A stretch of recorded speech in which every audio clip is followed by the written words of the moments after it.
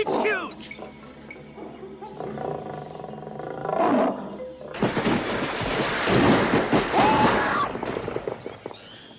A tiger in Africa? Hmm? A tiger in Africa? Well, it's probably escaped from a zoo. Doesn't sound very likely to me.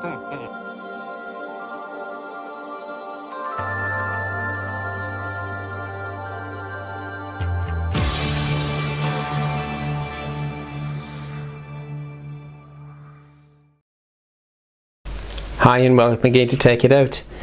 As a child I grew up here in what we call the mountains of South Wales. Most people in the world would call them hills, but to us they're mountains.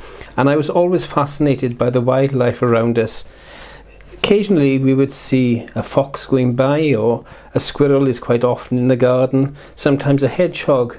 But a lot of the animals weren't actually visible to us because they came out in the dark. They were nocturnal, or they were very nervous and they hid if anybody was about. If they heard somebody, they'd go into hiding.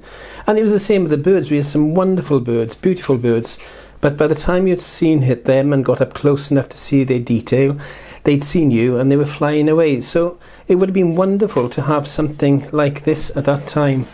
This is the Vanbar D600 digital trail camera. Now if you don't know what a trail camera is, it's basically a wildlife camera. You set it up on a tree or a post or something similar and you leave it there.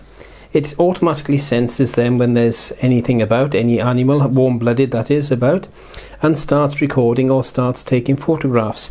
This particular camera is quite unusual, I think, because it's 24 megapixel.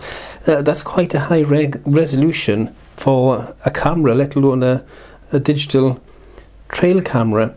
So let's have a little look what it says on the back then. And it says the 24 megapixel, but it also takes 12 and 8 still images.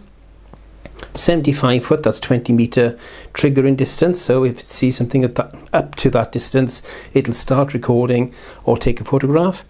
And then video recording in 1296, which is a bit of an unusual format, bit lower than full HD but higher than normal HD. So it's got 720 as well and 480. 0.3 second triggering speed. It's wireless. It's got the 2.4 gig wireless remote control, so you can connect it to your phone via Wi-Fi. Again, it does say 20 meter range for the triggering LED, and IP66 waterproof level. I think that's all really. I've got to say at the outset, full disclosure as ever, this was actually sent to me by Vanbar to have a look at. No restrictions whatsoever. They said, you want to look at it, make a video, say what you want, and that's the deal really. Everything I am saying here today is basically my own views and thoughts on the actual camera. I don't think there's anything else on the back there, so let's get this open anyway. So let's see if we can lift it up, and I'll move that out the way. And then we have a clip there, and then inside the box, oh, we have a surprise. How to redeem your gift. Post review and get a free gift. Okay then. Well, I've got this as a free gift in a way anyway, so I'm one up already on that. That's the main camera. Let's see what else is in the box first. So in here we've got a mounting bracket. In here we have, oh my goodness, that's solid steel. That is, you can't actually tell this, but that's really heavy, solid steel. That's so good quality. I'm surprised at that. I thought it was going to be all plastic, but no, solid steel. Stainless steel at part, and then coated steel there, same as this coating. And then there's the fixings there. You have a very snazzy looking remote control with just an on-off button. In this one you have the USB power lead. So that's a mini USB to a Type A socket. Then you have the strap in, which you use to strap it around the post or the tree that you're going to strap it to, if you want to do it that way. And there's something else in the bottom there, if I can get it out. And it's the user guide. And as ever, that's off to the drawer of obscurity. I've said it before, if you wonder why I send things to the drawer of obscurity, it's simply because I like to have technology that's easy to use. And the best technology is that which you can just take out of the box and figure out without having to resort to a user manual. There are some things you have to, but most of the simpler things, well, I think they should be usable. So, okay, this is interesting. So it is this way up because the mount is on the bottom there. That, I take it, is the USB port. No, it's a power. So you can actually power it as well.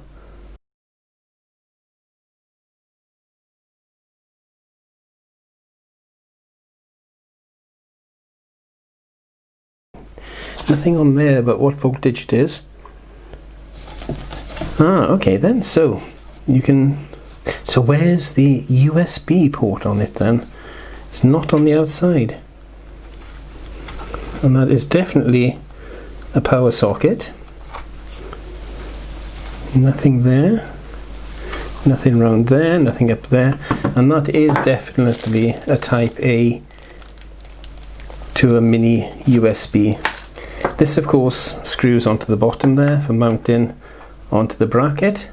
You could actually, I suppose, just use that as a stand. Bolt that on there and then use that as a stand like that. What else do we do then? Right, it opens obviously, so let's pull the clip. Move that back and open it up. And inside you've got a little control screen. There's your SD card slot there. It takes a full-size SD card, which is good because you can get cheap full-size cards to go in there. And you only really need a class 10, I would imagine, for this. It doesn't go up to 4K, so a class 10 card would be good. And you can probably get a 256 megabyte class 10 card for very little money. In fact, you can get a gigabyte card these days for quite a reasonable amount of money. So we got on, off, setup is this switch. That is the mode switch. You got up and down and OK for the settings. And OK. There's the Type A socket for the USB to plug into. I expect that is one way of taking the video off it, but quite easily just take the card out. You don't really need that. And then there are two sockets there. That is an AV socket, so obviously you can play your video directly back from this to your monitor or TV screen if you've got the right actual patch lead. On the front you've got the two sensors there for sensing toward the side. It sort of goes out in the pattern of a V and then straight ahead.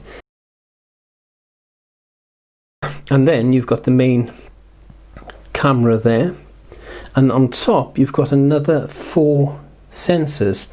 So in all you've got 2, 4, 6, 7 sensors plus the actual lens itself on the front. On the back you've got a little bracket there for putting the strap through, and as I said, you got the mount on the bottom. It is, as you can see, waterproofed, or weatherproofed I should say, with this rubberized seal on it. A little bit crushed there, but that should be okay. And then when you close that too, clip that over and clip that down, it's all sealed in. I wonder if there's any life in the battery of this, and we can then have a look at what's on this settings screen. I'm not sure if you'll be able to see it very well with this. In fact, I'll zoom in first. Okay, so now I've zoomed in.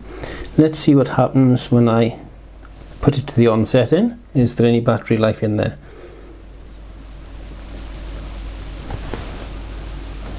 Setup. Okay, so it looks as if it needs to be charged first. So I'll be back in a moment. Okay, so what I've done is I've plugged it into a power supply so it's charging, but it actually will record, as with the power input there, 6-volt input, while it's charging. I've put it into the settings mode to see what's in the settings. So we've got mode there, which is photograph. If I click on OK, we can go down to video, or you can have photo and video. So let's put it on video. Image size, we can go up 10 megabyte. Picture number, 1 photo,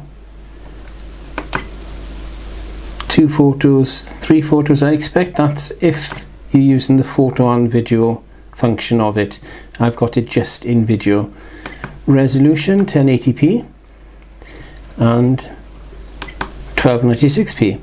Actually, I was wrong earlier, wasn't I? Because 1296p is higher resolution than 1080p. So yes, you can actually have it in a higher resolution. Let's leave it in 1080p for now. Video length 5 seconds. Now let's adjust that. Let's see if we can adjust that. So what I'll do is I'll adjust it to 30 seconds. PIR interval every 0.3 seconds. Sensitivity medium, so if it's a 20 meter range and that's medium, it's about 10 to 15 meters. Auto on the LED. Time lapse off, so you can actually set it and run it as a time-lapse camera as well, which is interesting. You could actually, if you knew there were certain animals in a particular place, you could set it down, set it to time-lapse, and then make a recording of their day. Very interesting. Okay, monitor period off. You can have that on or off. Record auto on. Date and time to set the date and time. Time format, date stamp, whether you want it, the date actually appearing on the screen, the date and time on the recording, and the camera name. So you can actually name it yourself. It's NDL601 at the moment. So how do I just press return. Beep sounds on and off. Well, I always like to turn beeps off because they get annoying, and if you're using something like this, you don't want something beeping in the background. Language English, which I can't use apparently. Password settings, you can set a password on it, so I suppose if somebody steals it they can't use it, but I would imagine there's some way of hardware resetting it somewhere. Auto Wi-Fi off after 1 minute, so that of course you don't run down your battery. And then your format for formatting your card, that is usually the last screen then, the default settings, your version, and it gives you the version of the camera, and then MCU firmware update, so you can plug it into the computer by the looks of it and do a firmware update. No, actually by the looks of it, it says no update file, so you probably put the update onto the card and put the card in. I'll have a look to see if there is an update before I actually set this up, because that's what I'm going to go do next. I'm going to go set it up somewhere in the garden and see if we can catch some interesting footage of the wildlife around here and see exactly how good this camera is. But for now though, thank you for watching.